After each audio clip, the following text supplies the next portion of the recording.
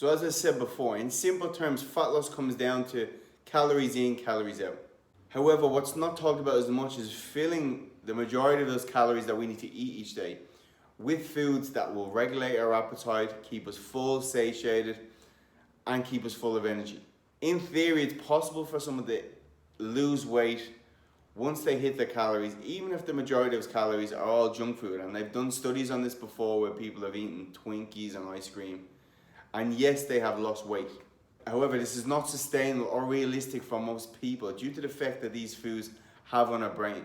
Because they sort of hijack the reward center of our brain, the same area drugs, sex, gambling, they force us to overeat on these foods and actually shut down the signals in our brain and body telling us we're full. Good example of this is your dessert stomach. So for me and most people, a good approach and a mindset to have is a flexible approach to nutrition. Now, just because certain processed junk foods can force us to overeat on them doesn't mean we should cut them out completely, because usually this approach of being strict and rigid will lead to binges and yo-yo dieting.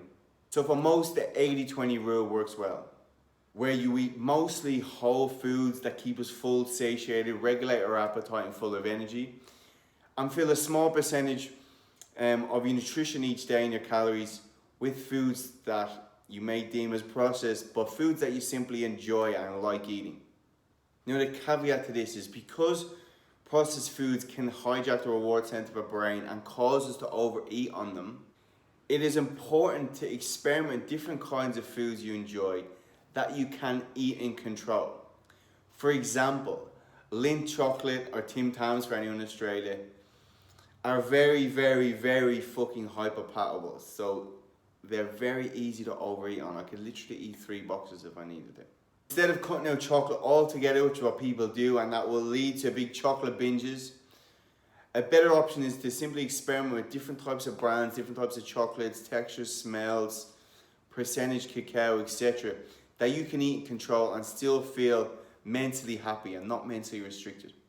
This is going to enable you to stay consistent, and over the long term, you'll achieve awesome and consistent sustainable results.